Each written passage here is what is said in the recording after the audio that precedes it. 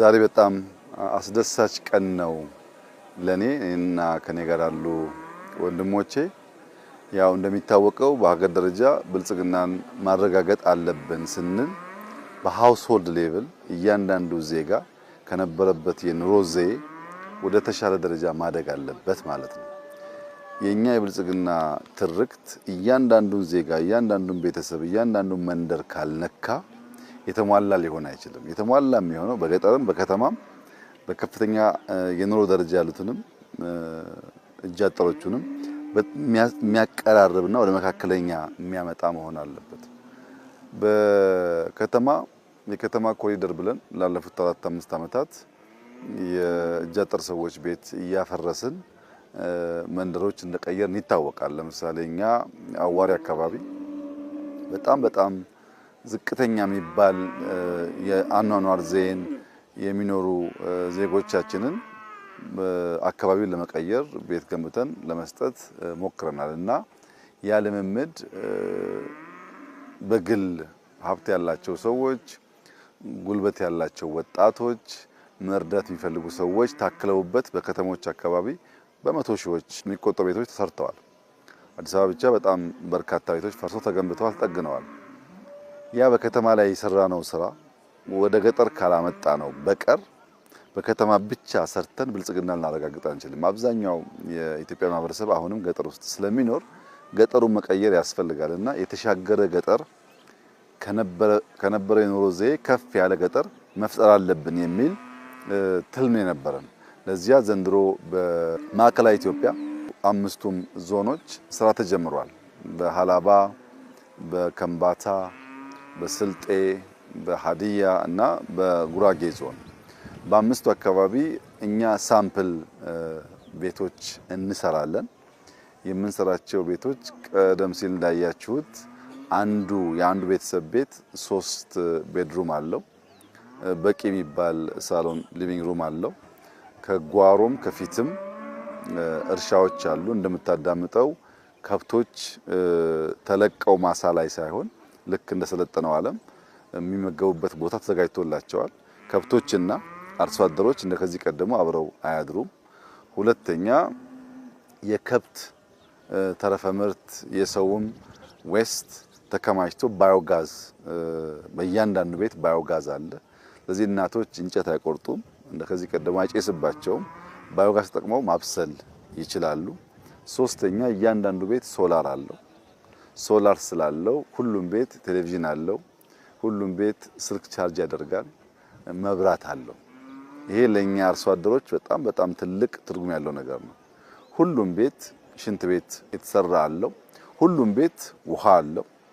የቦቴዎች ተሰቅለው ውሃም ተከማችቶ ለሻወርና ለሽንት ቤት መገልገል የሚያስችል አቅም አለው። በእያንዳንዱ ጓሮ የጓሮ እርሻ አለ።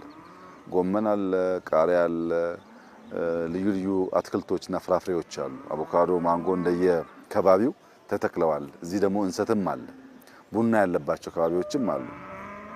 ከዚህ በተጨማሪ ማር አለ።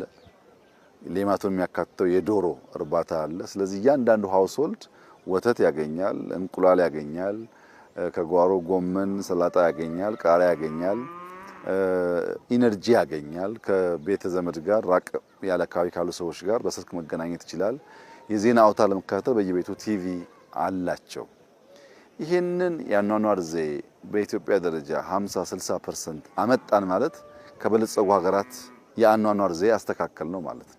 በቃ የሰለጠነው ዓለም ከዚህ የተለየ ምንም ነገር የለውም። ይሄ ቤት እኔ ካደግኩበት የእድገት ደረጃ በብዙ እጥፍ ይበልጣል።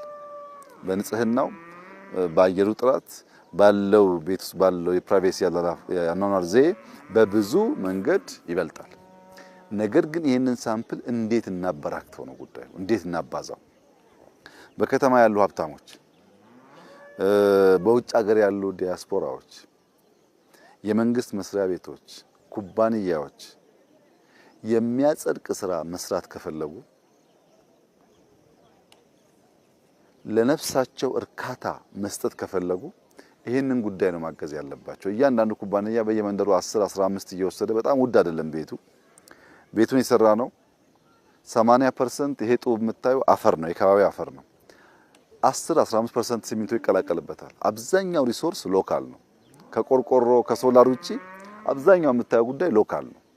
ሰው የሰው ጉልበት እንጠቀማለን፣ ሎካል ማቴሪያል እንጠቀማለን። በረከሰ ግን ፕላንድ በሆነ መንገድ ነው የምንሰራው። አሁን እዚህ አካባቢ ለቅሶ ቢያጋጥም እንደምታየው ነው፣ መስኩ ሰፊ ነው። ሰርግ ቢያጋጥም ምንም አይነት ችግር የለም። መለስተኛ መገበያየት ፈልጉ ለገበያም ይሆናል። ሰፊ ቦታ ነው። ይሄን ይዘህ ዝም ብለህ ብትሰራ ከሆነ ጊዜ በኋላ መሀል ላይ አስፋልት ማስገባትና በየበረንዳው ፒክአፕ ማየት ነው የሚሆነው እና ኩባንያዎች፣ ግለሰቦች፣ ትንሽም ትልቅም ገንዘብ ያላቸው ሰዎች ኢቭን የሚያወርሱ እድሜ ጠገብ ሰዎች ከሚያወርሱት ሀብት አንድ ቤት ሁለት ቤት ላርሶ አደር ለማያውቁትም ሰው ቢሆን እየሰሩ የማለፍን ልምምድ እንደ ሀገር ብናሳድግ በአጭር ጊዜ ውስጥ ይሄን ነገር በጣም ሰፊ ቦታ ማየት ይቻላል። ዲያስፖራ አካባቢ ያሉ ከተማ አካባቢ ያሉ ሰዎች ደግሞ እውነት ለመናገር በረፍት ጊዜ ለሳምንት ለሁለት ሳምንት ከቤተሰብ ከልጆች ጋር የገጠሩን ነገር ለማሳየት እንደዚህ ያሉ ቤቶች ከተበራከቱ ምንም ችግር የለውም። ማንም ሰው መጥቶ መቀመጥ ይችላል። ሽንት ቤት አለ፣ ውሃ አለ፣ መብራት አለ፣ ቲቪ አለ፣ ስልክ አለ። ለቫኬሽን የሚመች ነው። ከዚህ ቀደም ከምናውቀው የገጠር ኑሮ በጣም ሻል ያለ ነገር አለው። አየሩ ድሮም ያምራል፣ ከባቢው ድሮም ያምራል፣ የሰው ልብና ደስተኝነት ድሮም ያምራል። ችግሩ ቤት ነበር። እሱን ከቀየር እየመጣን የምናርፍበትም ሊሆን ይችላል። ከተለያየ ቦታ ቤተሰብ ጠያቂዎች ከተማን ምንም አያስፈልጋቸውም። እውነት ለመናገር በዚህ ደረጃ ንጹህ ነገር ከተማ ውስጥ ብዙ አይታይም። ከተማ ጥግጊቱም የጠበበ ስለሆነ የመቆሸሽ አቅሙ ከፍተኛ ነው። እዚህ በጣም ንጹህ አየር፣ በጣም የሚያምር ነገር የምትበላው ሁሉ ድንች ነው፣ ስኳር ድንች ነው፣ የተቀቀለ ነው፣ ሄልዚ ነው ከምግብ አንጻርም ሲወሰድ እና ይሄንን ነገር ማበራከት ለመንግስት የሚተው ሳይሆን እያንዳንዱ አርሶ አደር ይሄንን የኑሮ ዘዬ መመኘት መቅናት አለበት። ያኛው ገበሬ ከዚህኛው ገበሬ ያኗኗር ዘዬ ማነስ የለበትም። ወረዳው፣ ቀበሌው፣ ዞኑ፣ ክልሉ ዋና ስራው የዜጎቹን ህይወት ማሻሻል ነው። ሻል ያለ ሀብት ያላቸው ደግሞ ሰዎች ይሄንን መደገፍ ነው። ሁላችን 10፣ 15፣ 20 ብንሰራ በሺዎች ገጠር ውስጥ ይሰራል። ሰው ሀብት አለው፣ አቅም አለው። አቅጣጫ ማሳየት ማመላከት የሚያስፈልገው ማገዝ የሚያስፈልገው ገንዘቡን አስቀምጦ ኑሮው የቆሸሸ ነው። ለምሳሌ 10 ላም ያለው ሰው 10 ላም አያስፈልገው። 10 ላም መስክ ላይ የምታሰማራ ከሆነ በስጋውም በምታገኘውም ወተት ዝቅተኛ ነው። ግን በግቢ ውስጥ የሚቀለቡ የማይንቀሳቀሱ 2 በሬና 2 ላም ያለው ሰው ሁለቱ በሬ ከ3 ዓመት በኋላ በጣም ብዙ 100 ሺህ ብር ሊያወጣለት ይችላል። እና አይናቸውን መግለጥ ብር የሚያገኙበትን መንገድ የኑሮ ዘዬ የሚሻሻልበትን መንገድ መፍጠር ነው እንጂ የአቅም ጉዳይ ብቻ አይደለም። ከዚያ በኋላስ በአቅራቢያው ትምህርት ቤት ትሰራለህ፣ ጤና ኬላ ትሰራለህ፣ አንድ አምቡላንስ ትመድባለህ፣ እናቶች እዚህ ይወልዳሉ። ከውሃ የተነሳ ንጽህና አለ፣ ከመብራት የተነሳ የአይን ትራኮማ ይቀንሳል።